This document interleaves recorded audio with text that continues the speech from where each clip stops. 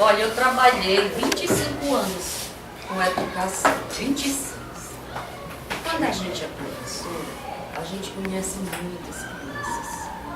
E nesses longos anos aí de trabalho, eu conheci uma menina que ela ia para a escola muito suja, muito desarrumada, nunca trocava roupa. Vivia sempre com uma touca na cabeça, que ninguém sabia mais que cor que era aquela touca. Fosse frio, calor, não importa. As pessoas falavam que ela tinha até piolho. E por isso, elas não queriam brincar junto com essa menina. Onde as colegas estavam, se ela chegasse, mudava de lugar, porque ninguém queria. Ah, não, minha mãe falou que é muito suja. Se pegar piolho, eu não venho para a escola. E aí, ela não tinha amigos. Aquilo comoveu tanto o professor dela, que falou, eu preciso fazer alguma coisa, preciso ajudá-la. Ele percebia que ela era inteligente. Se era inteligente, por que ninguém queria ficar próximo dela? Ninguém nunca ia na casa dela para fazer os trabalhos. Para trabalho em grupo era um problema, porque ninguém queria ela no grupo. E o professor começou a pensar de que maneira eu posso ajudar essa menina. Ele fez economia, ele juntou um dinheirinho no final do mês e resolveu comprar um vestido novo, um vestido limpo, um vestido que ela vestisse e se sentisse bem. Ele estava pensando principalmente na autoestima da menina. E ele fez isso. Foi, comprou o vestido. Quando ela recebeu o vestido, ela não se conteve. Ela foi no banheiro da escola e já colocou o vestido. Mas ela ficou tão bonita com aquele vestido. Gente, ela se olhava no espelho e não acreditava. Como eu tô bonita, que vestido lindo. Ela não viu a hora de chegar em casa para mostrar que estava de vestido novo. Ao chegar em casa, que os pais viram, não acreditaram, quase não reconhecem um vestido que tinha mudado e a menina parecia já radiante. Ela estava muito feliz. O pai da menina, olhando para a mãe, falou, ô mulher, isso não está certo não. Como que nossa filha vai para a escola com um vestido tão bonito e ela vai com esse cabelo desgrenhado, essa touca? Quando ela tira a touca, ninguém consegue nem tirar o cabelo dela. Vamos tirar essa touca. Tiraram a touca e perceberam que o cabelo dela era bonito. Pentearam, deu um trabalhão. Mas depois de uma boa lavagem, pentearam o cabelo dela. Foram percebendo que estava nascendo uma nova menina. Cabelo limpo, penteado, vestido bonito, mas faltava alguma coisa. Vestido novo, cabelo penteado e sem um banho decente, toda suja. Não, isso não era possível. Foram dar banho na menina. Nossa, que é isso? Era uma nova menina. E quando chegou da escola no dia seguinte, foi surpresa. Surpresa para o professor, surpresa para todos. Ela era diferente. E ela não tinha mudado só porque estava linda, bonita, com o vestido novo. Ela tinha mudado porque ela tinha se percebido. Cada vez que ela olhava no espelho, ela falava, nem parece aquela menina. Como eu sou bonita, como eu estou me sentindo bem. Ela perdeu aquela timidez, aquele medo de chegar junto das pessoas. E as colegas também foram percebendo que ela mudou. Chamou a atenção. Começaram a brincar com ela. Começaram a querer que ela trabalhasse junto nos trabalhos em grupo. Começaram até a ir até a casa da menina fazer os trabalhos. Era uma alegria só. Quando os pais viram que tinha uma turma de amigas na sua casa para estudar, ficaram radiantes. Tudo estava mudando. Quando essa turma saiu, o pai olhou para a mãe e falou, mulher, Isso não está certo, não. Nossa filha bonita, cheirosa, perfumada, as amigas dela vêm para nossa casa e nossa casa está essa sujeira, empoeirada, coisas para lá, coisas para cá, louça suja na pia, o cachorro que entra e sai a toda hora. Vamos limpar essa casa. E limparam a casa, deixaram bonita, cada coisa em seu lugar, tudo organizado. Puxa, como nossa casa era bacana e a gente não se dava conta disso. Que coisa boa! Eles moravam numa vilinha que ficava longe da cidade. Então eles ainda tinham o costume de à noite sentar na calçada. Certa noite eles sentaram na calçada e perceberam que em volta da casa estava uma bagunça. Muito mato. As pessoas jogavam lixo lá em frente. E eles não aguentaram, olharam para a menina, olharam para dentro da casa, olharam para fora da casa e falou: mulher, isso não está certo não? Como é que nossa casa é tão bonita, nossa filha é tão bonita, até nós mudamos, até nós agora tomamos banho todo dia. Como que as pessoas vão chegar até nossa casa com esse lixo? Nós temos um jardim, um quintal tão grande e não tem nada plantado? Vamos mudar isso. E foram, e mudaram, e limparam, plantaram rosas. Seu jardim, com um certo tempo, estava florido, estava bonito, estava colorido, dava gosto de ver. Mas aí, a vizinhança começou a observar aquilo e não gostou muito. Nossa, só quer ser o que não é. Porque limparam a casa, plantaram um jardim, agora ficar aí se exibindo. Mas outra vizinha, que não era tão falada assim, falou: sabe o que eu tenho observado? Mas eu tenho também observado que a casa dele está mais bonita. A nossa continua feia, o lixo continua em frente à nossa casa. Eu acho que a gente pode fazer isso. Se cada um limpar em frente da sua casa, nossa vila vai mudar. E assim, eles não se contentaram em limpar em frente à sua casa. Eles fizeram um mutirão para limpar a vila. De repente, aquela vila suja, que só ia lá quem tinha negócios, começou a mudar. As pessoas já iam, as colegas de escola já iam, já recebiam os amigos no final de semana, mas era tão chato, tão ruim de chegar até aquela vila, estradas esburacadas. Ninguém cuidava. A vila era feia, era na periferia da cidade, deixa pra lá, deixa de qualquer jeito. Mas tinha um senhor que era bem atrevido, sabe? Desses que não se contenta em ficar de braço cruzado esperando que as coisas aconteçam. Ele falou: ué, mas se nós já mudamos tudo até aqui, a estrada a gente não pode construir. Mas nós temos o direito de ter uma estrada boa para chegar até aqui. Se juntaram, foram até a prefeitura e falaram tudo o que estava acontecendo. Nós merecemos. Nós temos o direito. Olha só o que nós fizemos daquilo que é nosso dever. O prefeito ficou tão comovido, visitou a vila, viu as mudanças que foram feitas e percebeu que realmente a estrada para lá era desanimadora. Não teve outro jeito. Ele falou: fizeram a parte deles, eu tenho que fazer a minha. Isso não é favor nenhum. E consertou a estrada. Ficar agora na vila era agradável, porque estava bonita, colorida. Não mudou apenas o visual da vila, mudou o comportamento das pessoas. As pessoas agora eram felizes, se reconheciam gente, se olhava, queria ficar cada vez melhor. Olhava para o amigo, olhava para o vizinho, olhava para o seu entorno e falava: que mudança, como nós somos importantes.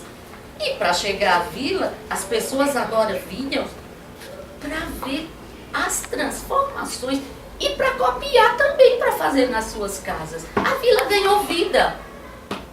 E a menina, orgulhosa de si, com seu vestido novo, falou: tudo mudou ao meu redor, inclusive eu.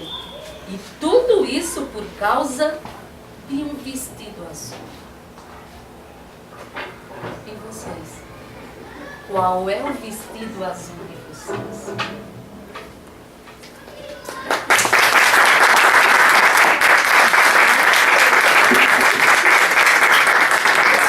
Então, meu nome é Socorro Lacerda de Lacerda, o nome do meu marido é Lúcio Lacerda, e a gente tem um projeto de Conte Lá que eu conto cá, de contação de história em escolas rurais. Depois eu coloquei aí o blog, se vocês quiserem entrar, visitar, sugerir, tá? Então, como que o projeto nasceu? Se alguém quiser ir mexendo lá, para passar o slide ou mudar o controle? Esmerino. Douglas. Eu fiz esses slides, não é para burocratizar, é para orientar a minha fala para eu ir, é mesmo numa sequência, tá? Então, como nasceu o projeto? As minhas memórias de contação de histórias dos vários personagens, das bruxas, das fadas, dos duendes, dos príncipes, foi com o meu pai contando histórias na calçada.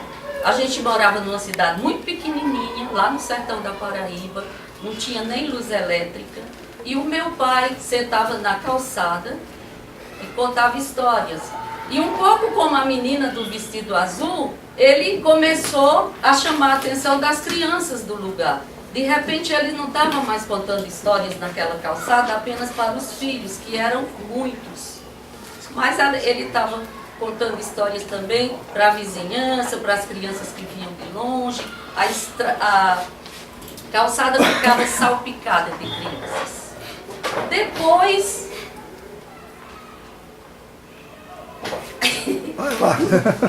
eu acho que deve ficar aí, que eu vou tentando colocar. Aí mais tarde eu fui alfabetizada numa escola dessa mesma cidade, que era muito pequenininha, mas a escola tinha algo extremamente particular e valoroso. Tinha um acervo, era uma biblioteca, o acervo era pequeno, mas a diferença era, a gente podia pegar livros da biblioteca e levar para casa. E isso fez muita diferença, porque a gente começou a levar os livros para casa. O meu pai nunca deixou de contar histórias, mas a minha mãe costurava, porque a gente não podia pagar uma costureira, então ela costurava. Pra vocês terem uma ideia, eles tiveram 12 filhos. Então ela costurava, e enquanto ela costurava, à tarde, uma de nós, que já sabia ler, lia esses livros. Então os livros não eram para a gente ler, era para a gente ler de forma compartilhada. E o meu pai também ouvia essas histórias, né? O tempo passou, eu cresci, saí daquela cidade, fui para uma outra cidade onde tinha mais condição de estudar. Saí da Paraíba, casei, tive filhos, segui a minha vida e eu comecei a perceber que as histórias que eu lia, que eu ouvi, que ficaram na minha memória, eram histórias muito interessantes. Então, na sala de aula, eu comecei também a contar as histórias do meu jeito, de jeito informal, às vezes apenas com leituras, mas era a contação que me fascinava. Era me desprender do livro, me desprender do texto e ver a diferença entre ler uma história e contar uma história. As duas são extremamente importantes, mas são coisas diferentes. Então, eu percebi o quanto a minha memória estava impregnada de histórias. O que acontece? O que eu vou fazer com tantas histórias, né? Então, na escola eu dava conta, mas quando eu me aposentei, pode passar. Quando eu me aposentei, muito antes de me aposentar, eu comecei a pensar o que eu vou fazer quando eu me aposentar. E aí eu comecei a pensar assim, bom, eu vou contar histórias no asilo. Falou, a minha psiquiatra falou, você tem experiência com velhinhos? Porque você não vai lá contar história para o velho saudável, feliz, bonito, que está lá, bem visto. Você vai contar histórias para pessoas, para idosos, que muitas vezes foram abandonados lá, que a família não vê. Eles têm mais para contar do que para ouvir. Falei, então eu vou para um orfanato. E você está pronta para lidar com crianças que estão lá porque os pais não quiseram? Porque também foram abandonadas? Com crianças que grudam em você porque quer ter uma família? Você não tem estrutura. Você tem, é você que tem que pensar. E eu falo, isso 5 anos antes da aposentadoria. Amadureci o projeto, falei, contar histórias em escolas aí desse Brasil, porque eu e o Lúcio a gente adora viajar. Um dia, a Luciana não sabe, estávamos voltando da casa de um casal amigo, por coincidência ontem jantaram lá em casa, e eu falando do projeto, sempre compartilhei muito com a Luciana, a intenção de ter um projeto de contação de histórias. Ela falou, sabe, Sô, legal aí em escola rural. Acho que você nem lembra disso. E aí eu, escola rural. Aí foi a Luciana que pode passar. Eu acho que até mais de um. Pode ir. Estou sabendo agora. Tá. E aí eu fui escola. Foi a Luciana que deu essa luz, ela nem sabia. Obrigada. Eu sabia.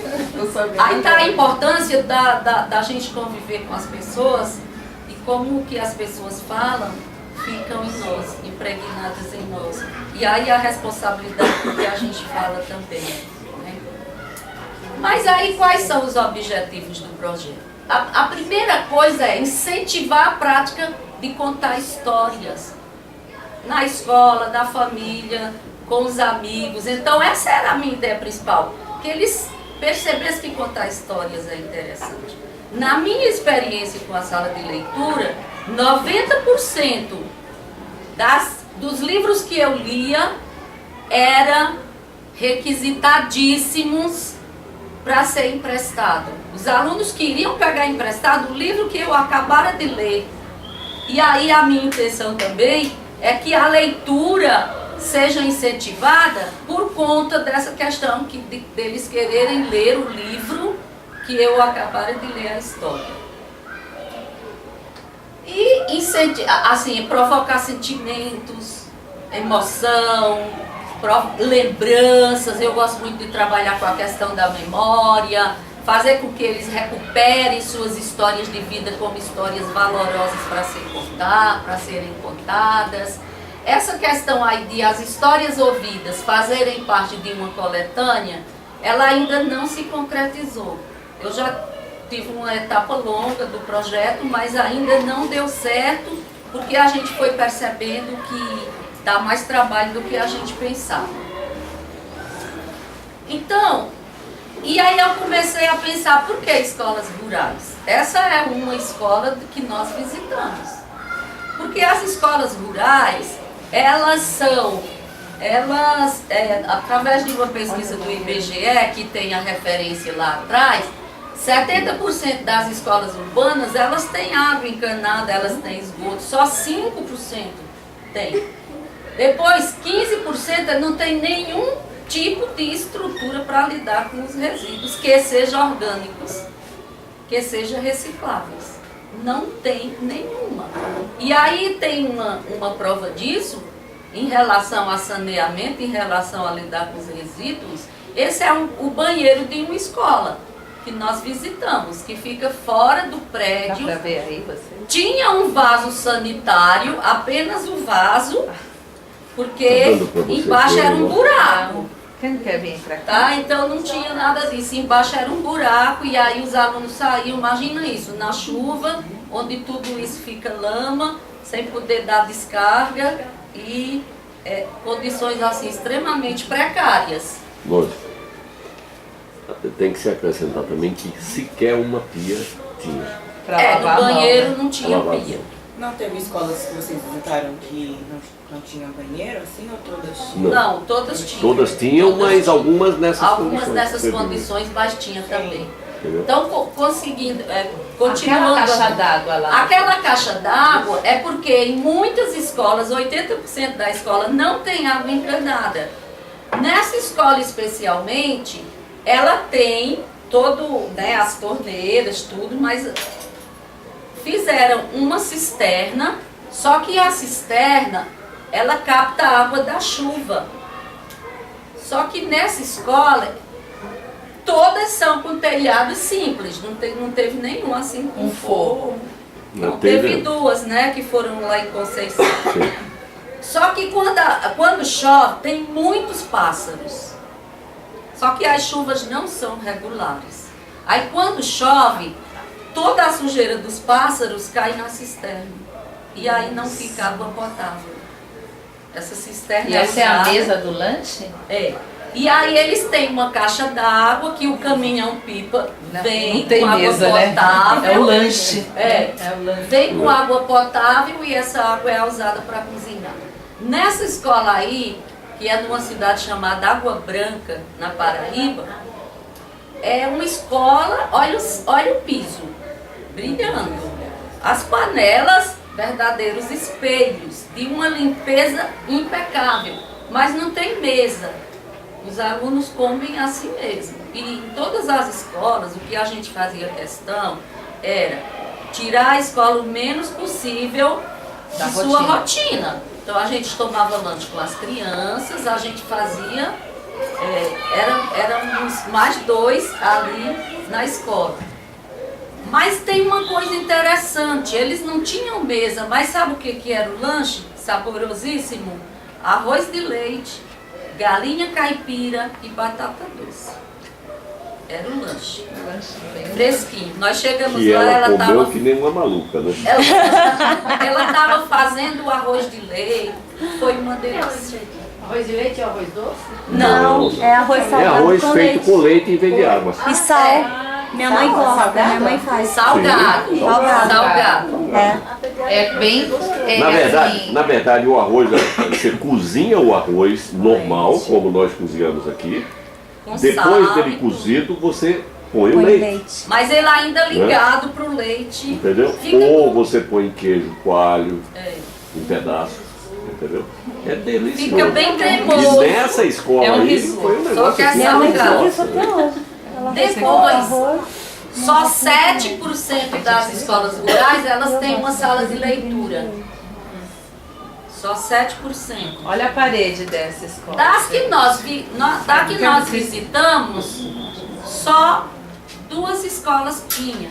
Uma estava em funcionamento e a outra tinha uma pessoa readaptada que ficava ali, não com aulas, mas para os alunos pesquisarem. E a outra tinha um acervo tão pequeno que ela colocava numa mesinha na sala de aula.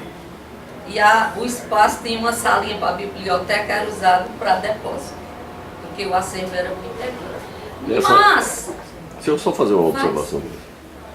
Essa foi uma das escolas que mais me emocionou. Quando nós chegamos, essas meninas que estão aí sentadas nessas almofadinhas estavam lá, lendo. e tem uma questão, Ali tem um cantinho da leitura e do outro lado tem o aqui de leitura normal, português e tal. E do outro lado tem o mesmo cantinho, dizendo assim, cantinho da matemática. tem uma imagem, tem uma foto que vocês vão perceber assim. Porque olha as almofadas, super usadas, desbotadas, mas extremamente limpas. Tudo muito limpo. E olha o acervo deles, gente. Olha só, é aquilo que está ali, viu, gente? Nós doamos mais livros do que eles tinham lá.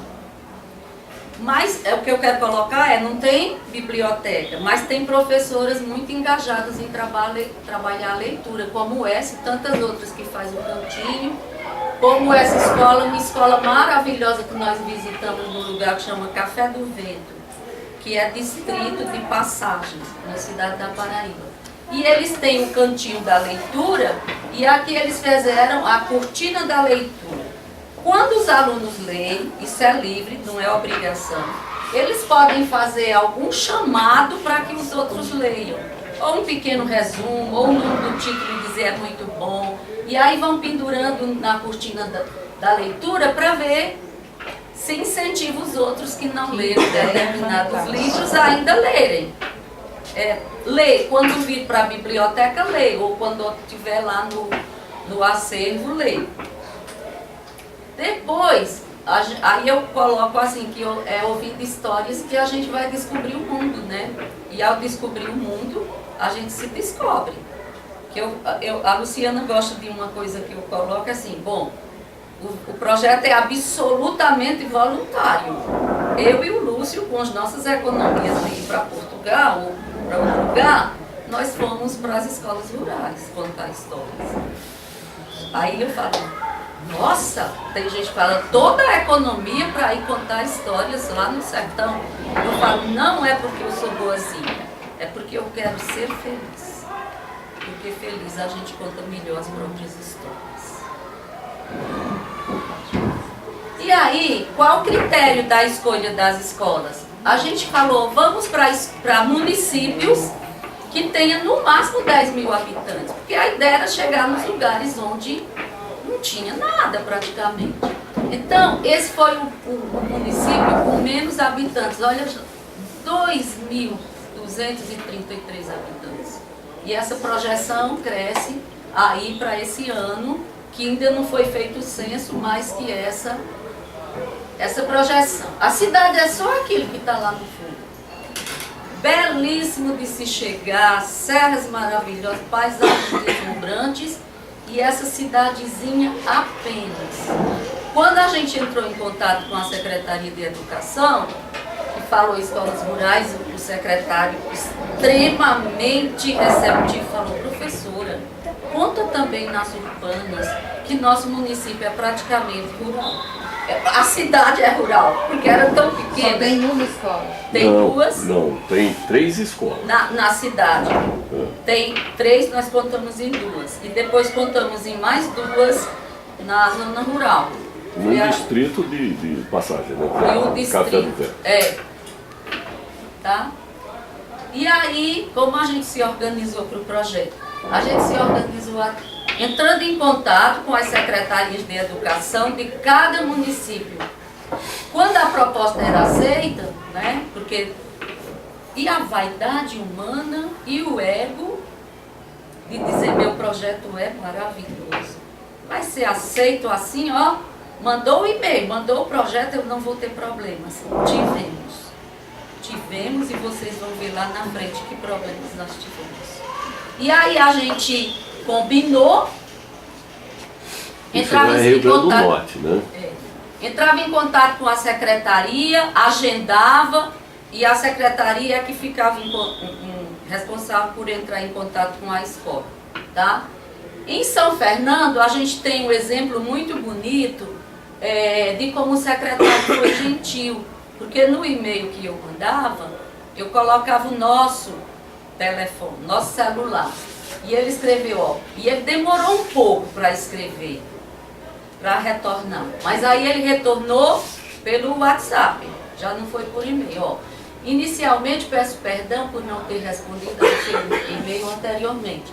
Achei muito interessante o projeto de vocês e de fato tenho interesse que seja realizado nas escolas da zona rural do nosso município, visto que é uma ação de grande importância. Eu achei esse, no entanto, fantástico. Antes eu preciso entrar em contato com a direção das escolas para combinar primeiro. Ele achou fantástico. Teve muitos que acharam, que achou fantástico e já fechou. Né? E vocês vão ver que problema que deu. E aí ele se colocou à disposição, já mandou o celular dele, disse pode usar, não vamos mais falar por e-mail, vamos falar direto, WhatsApp. E foi nessa cidadezinha de São Fernando, no Rio Grande do Norte, que também a cidade é isso aí, super pequenininha, porque era um dos critérios da gente. E aí foi maravilhoso, chegando lá foi lindo. Em Conceição, na Paraíba, a gente ia contar, resolveu contar histórias por uma questão afetiva. Vocês podem perceber que tem 18 mil habitantes. Ela está fora dos nossos critérios. Mas foi a cidade onde o Lúcio nasceu. E ele queria retornar à cidade para fazer o trabalho. Então, mais por uma questão afetiva. E a gente entrou em contato com a Secretaria de Educação pelo menos 5 vezes, sem retorno nenhum. E aí eu vi uma escola de um distrito chamado Montevidéu, e tinha uma comunidade no Facebook. Eu entrei em contato em inbox, a pessoa falou, olha, tem um orelhão no distrito que você pode ligar no orelhão que eles chamam alguém da escola. Em frente à escola. Em frente à escola. E aí eu liguei, uma criança parece que atendeu, a gente não conseguiu. Aí eu retornei para o contato lá da comunidade, falando que eu não consegui, se ele podia conseguir o telefone de alguém na escola. Ele falou que ia conversar. Ele tinha o telefone, mas ia conversar. No dia seguinte ele falou, olha, esse é o telefone de Maria, que é merendeira da escola, que mora vizinho à coordenadora, e você, quem sabe, ela lhe deu o telefone da coordenadora. Aí eu entrei em contato com a Maria. Ela falou, não, eu não posso dar o telefone da coordenadora, eu preciso primeiro conversar com ela. No dia seguinte, a coordenadora autorizou dar o telefone. E aí eu conversei via WhatsApp e ela respondeu, boa noite. Eu falei com a secretária, ela falou que não tem interesse no trabalho de vocês, não é para aceitar na escola. Obrigada, mas a gente não se interessa. Vocês andam vendendo livros nas escolas. Aí depois ela, vocês podem mandar uma foto de vocês para mim, por favor, para eu conhecer vocês? Broxou total, né? Porque o Lúcio falou, nossa, vamos desistir. Não, foi decepção total. Aí Pelo fato de ter sido na cidade onde eu nasci, o prefeito é meu primo, entendeu? E eu passei uma semana em casa, né? Todo dia eu levantava, tomava café, a gente conversava um pouco, aí eu pegava o telefone. Nós trabalhamos 6 meses exclusivamente para organizar o... Aí a Coquita não gostou, depois, né? Se eu fazer só esse adendo. Pode ficar. Um irmão meu organiza uma festa do São João e nós fomos exatamente nessa época, né? E combinamos de ficar na festa lá em Conceição, de contemporâneos, entendeu? Então já estão todos na faixa de 60, 70 e tal. E eu nunca tinha ido nessa festa, ele organiza todo ano. Eu falei, não amor, esse ano nós vamos ficar para a festa, né? Estamos na festa, né? Comprei uma mesa, estou lá tomando minha cerveja com meu irmão, né? E como eu sou fumante, eu levantei, saí para fumar do lado de fora. De repente lá veio o prefeito, né? Ô primo, tudo bem? Como vai e tal? E graças a Deus, eu ouvi falar do seu projeto. Me disseram que ele é muito importante. Aí eu olhei para ele assim e falei, Nilson, você ouviu falar do nosso projeto? Ouvi. Eu falei, aqui não é o lugar adequado para se falar sobre esse projeto. Boa tarde. Saí. Eu nem imagino. Bom, mas quando nós chegamos na Paraíba, a gente ficou uma semana em João Pessoa. E o meu cunhado, onde a gente fica junto, é de Conceição e falou, não, vamos falar com não sei quem, e montou uma rede assim para falar. Teve um que foi em Conceição, na Secretaria de Educação, de repente eu recebo o telefonema da secretária, mas eu estava totalmente sem vontade de ir. Eu sei que conseguimos ir para 2 escolas que vocês vão ver como é que foi. Depois, para cada escola que a gente visitava, a gente levava um kit de livros para as crianças e um kit de livro para a formação do educador, de literatura em geral, para eles. E eu eu tenho produzido 5 ou 6 cordéis recontando os contos clássicos. Aí eu também levava.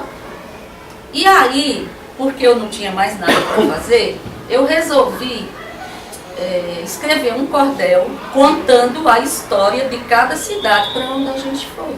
Então nós tivemos que pesquisar a história da cidade, pedir ajuda na Secretaria de Educação. E aí entrou todo esse movimento. Após a pesquisa, a gente conseguiu. Cada município que ia, deixava em cada escola um cordel escrito, que eu escrevi sobre a história do município. Em municípios que não sabiam sua própria história. E aí a ideia era dar total liberdade para eles revisarem, ver o que está de acordo e não, e continuarem essa história. Isso também, os contos clássicos que você escreveu em cordel, como Uma Bela Adormecida, O Salvador de Chumbo, foram Branca 5. de Neve, Foram 5, né? Também um kit com os 5 e o da cidade. Da cidade, em cada escola. Aí depois vem a preparação para a viagem.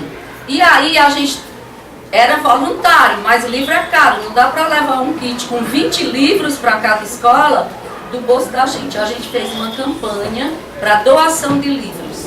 E a gente conseguiu livros para todas as escolas. Luciana se empenhou, Zacarias se empenhou, muita gente daqui doou, gente para onde eu ia pedia. Então, a gente conseguiu todos os livros. A maior doação veio das editoras, não foi? Não. Ah, escrevi um Não, e-mail. pior que não. Ao contrário. Ao contrário. Conta a história das A gente editoras. escreveu para todas as editoras possíveis, contando sobre o projeto, falando dos kits e pedindo livros. Todas responderam, não temos livros para doar.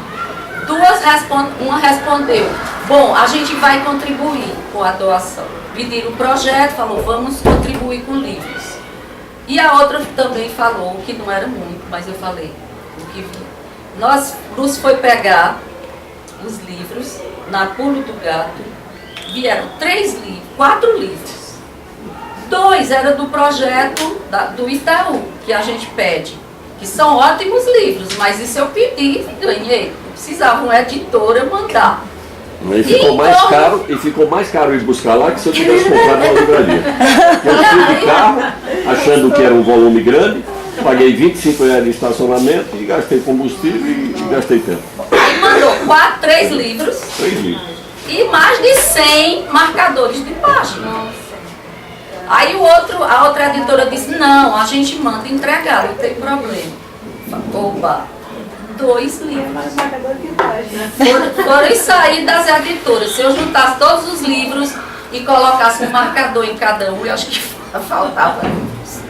E aí esse é o meu neto querido, que na hora de montar, eu faço, embora ele ainda pequeno, ele também, onde eu estava que falava, ele participava e estava junto. Aí foi no momento de organizar os kits. Aí eu falei, mas onde nós vamos levar esses livros? Eu confeccionei 20 sacolas de restos de tecido para pôr os kits em cada uma das sacolas e levar, tá? E aí, a viagem a gente fez no Honda City, que era o nosso carro. Que é o nosso carro. O que fez foi a revisão. A gente andou 9.600 quilômetros, percorreu, visitamos 20 escolas em 8 municípios. Por quê? Porque a gente queria fazer mais de uma escola no município, mas não podia fazer as 10, 20. Porque enquanto mais municípios, mais divulgação. Mas vocês sempre vão de carro?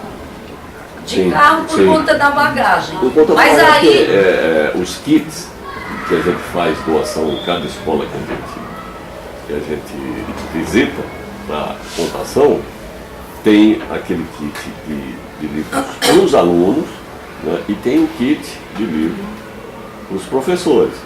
Então, se você...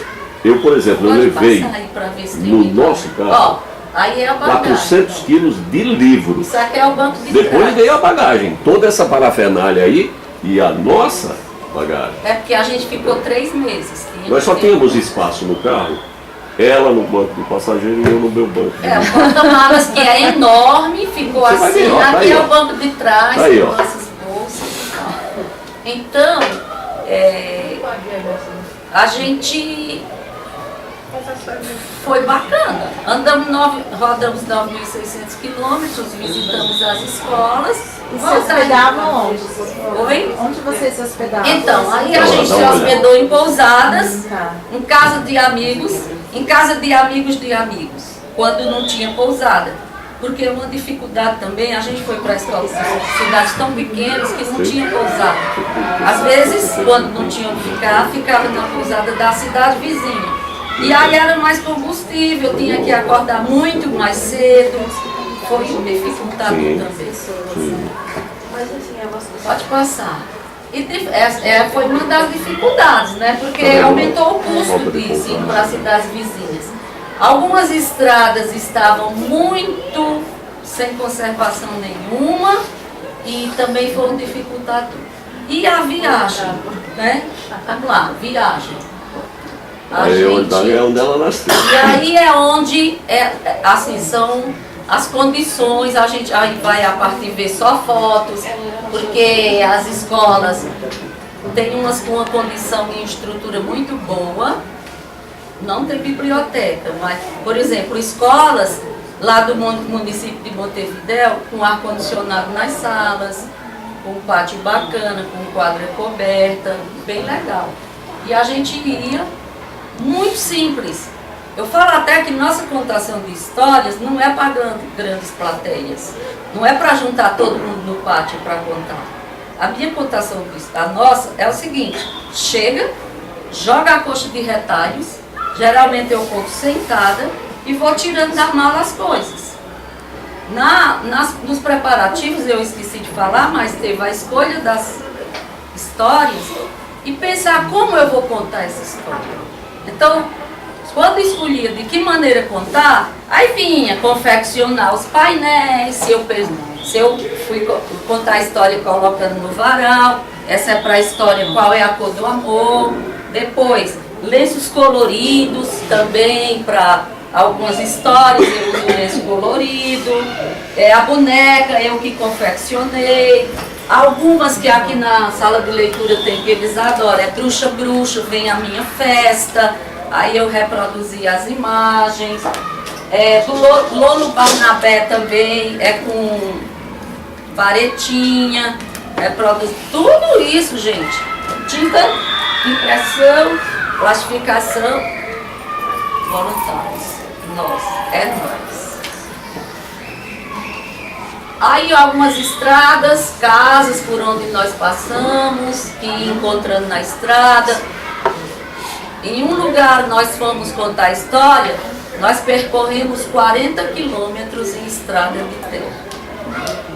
Assim, 40 quilômetros. E aí, esse caso eu trouxe essa foto para a gente perceber a importância da linguagem.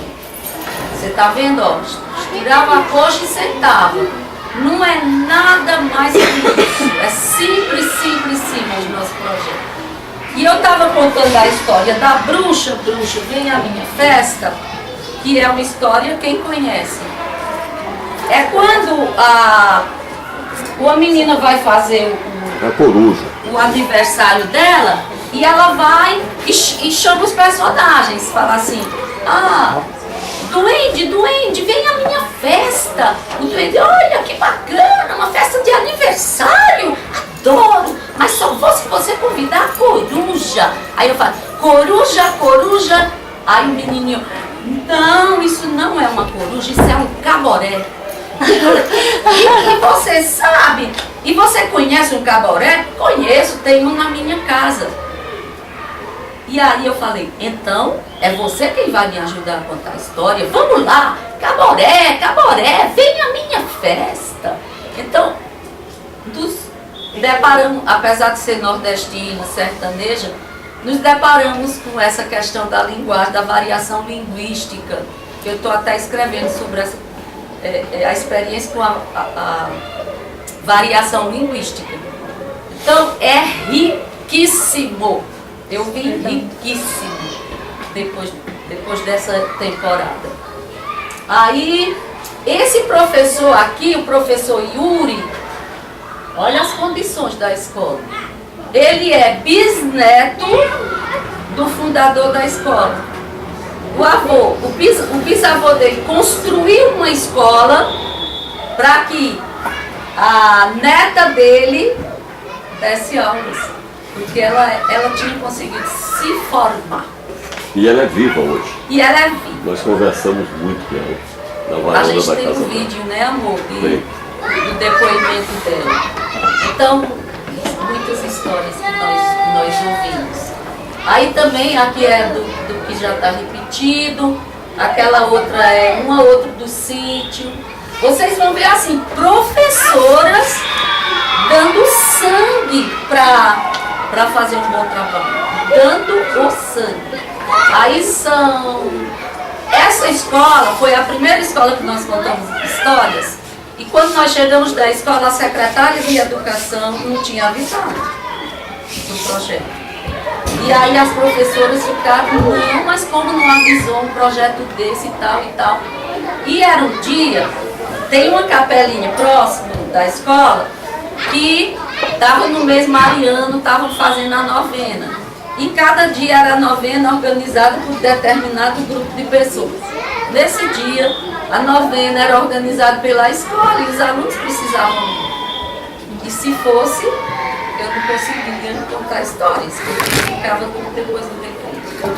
Foram lá, falaram com o padre, foram para a novena, receberam uma bênção e voltaram, correndo rapidinho. E a novena ficou lá sendo rezada. Aí um amigo nosso, ele ficou muito encantado com o projeto, queria ir, mas não tinha como. Então ele falou, não, eu vou fazer o seguinte, eu vou doar um jogo de camisas, camisa, calção e meião. E quando você for no sítio, onde encontrar aquela turminha jogando bola de pé no chão, você doa esse jogo de camisas. E aí a gente descobriu um time feminino no distrito. As mulheres trabalham durante o dia, saem, treinam e no fim de semana treinam com uma técnica, que é aquela maior zona, mas eles não tinham nem bola. Eles tinham pedido a bola para um amigo nosso que ia levar essa bola ainda quando fosse para as festas juninas. E aí a gente se encantou com a história e deu esse jogo de camisas para um time feminino, que não está todo aí, porque alguns estavam trabalhando. Vocês viram o filtro, né, que é também dessa história. Aqui é uma das formas que os alunos vão para esse sítio, é numa caminhonete improvisada, vão para a escola, dos sítios para a escola. Choveu, vai ao Deus dará. Mais uma que vocês querem cansativo também, ficar só ouvindo. Aí, depois, uma coisa que a gente faz, depois da contação de história, tudo que usou fica livre para os alunos brincarem, inventar suas histórias, aí é completamente livre, tá? Bom, pode acelerar mais aí, as crianças curtindo, pode ir, que aí são só fotos, depois as porteiras, abrimos muitas porteiras, aí o cantinho da matemática, simplérrimo, quase 6 jogos, mais sucatas, mais bem feitinho.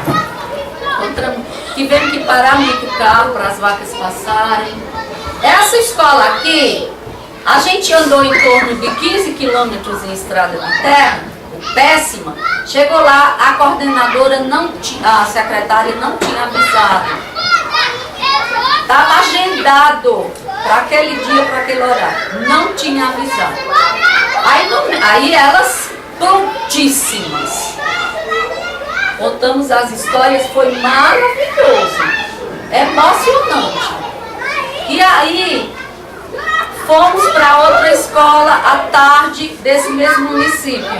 Adivinhe, a escola não funcionava à tarde. Nada não tinha sido avisado. A secretária agendou uma escola para um período que a escola não funciona naquele período.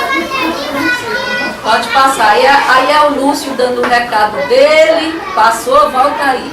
O Lúcio sempre também, ele não conta histórias, mas ele falava, ele inventava suas próprias histórias.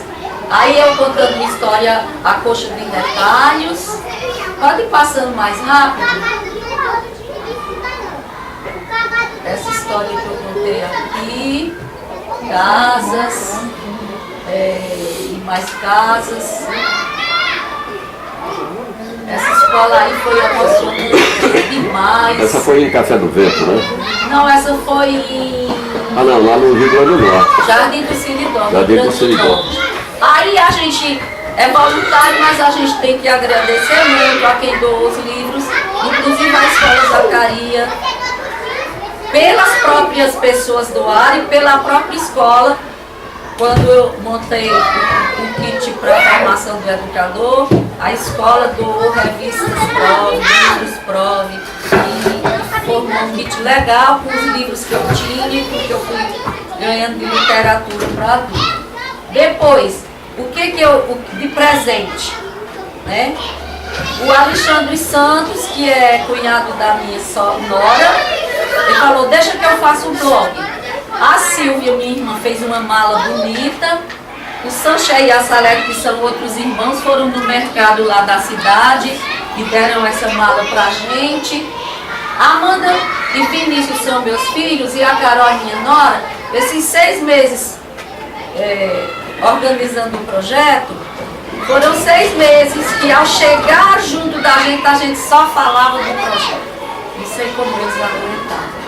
Aí eles têm que ser, né? Nós somos gratos. E a Martim Lira do Lacerda, que é meu neto, nosso neto, porque ele existe. Só em ele existir nos alegra, nos estimula, nos dá força. E porque ele me inspirou a contar a própria história dele. Eu contei a história dele, escrevi um livro que vai ser lançado em novembro. Antes eu fiz uma tiragem para presentear no dia do Natal. Agora, atendendo a pedidos, vai ser publicado. E pode passar. Esses são meus filhos. É uma família bonita do meu jeito. E depois um agradecimento especial ao Lúcio, meu amor, minha vida, meu marido, meu companheiro fidelíssimo, que topou tudo isso, gente. Topou dirigir, porque só ele dirige 9.600 quilômetros. Ele topa tudo. O Luciano topa tudo. É por isso que tem um projeto sozinho. Você esqueceu de uma coisa. Essa história é muito interessante. Na verdade, não é uma história. Uma conterrânea minha, lá de Conceição, ela é professora da Universidade Federal da Paraíba e mora em João Pessoa.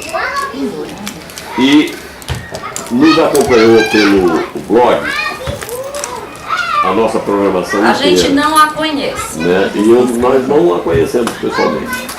E todo dia ela botava no WhatsApp dela um comentário no blog de incentivo, que gostaria muito de nos conhecer e tal. E aquele bairro, aquele distrito que ela falou, de Montevidéu, foi onde ela nasceu. Né? Coincidentemente, nós fomos contar a história lá. E quando ela terminou de contar as histórias, a gente deixava à vontade para os meninos manusearem as coisas que a gente levava, encerrou-se, nós fechamos, e eu botando as coisas no porta-malas do carro, aí veio uma senhora de aproximadamente uns 60 anos, aí chamou-a do lado e falou, a senhora é a professora Socorro Lacerda? Sim. Olha, e ela com um pacote na mão, né? Pacotinho embrulhado, bem bonitinho. Olha, a minha sobrinha acompanha esse projeto de vocês todos os dias, assim. E ela me pediu para lhe dar um presente. Aí Coquita conversou um pouco com ela e ela deu esse presente para a Coquita, em nome de Fátima Ramalho. Né? Nós abrimos, sabe o que é? 2 queijos de coalho. Delicioso. Eu comi Também metade de um no caminho, voltando para Conceição. Também chegamos em uma cidade que eles fizeram uma sacola com os produtos da terra, desse tamanho. Qual é o produto da terra? O que é feito na padaria. Bolacha preta, bolacha 7 capas, biscoito de leite. Tarefa, Gente, né? eu acho que deu para vocês. Acho que acabou. Para vocês conhecerem um pouco do projeto. É uma paixão nossa. Agora a gente está organizando o mês que vem para os Sul de Minas. Não, vamos voltar para outros lugares. Aí como a gente dá um kit de livros e vocês já são muito bacanas, já tem livro.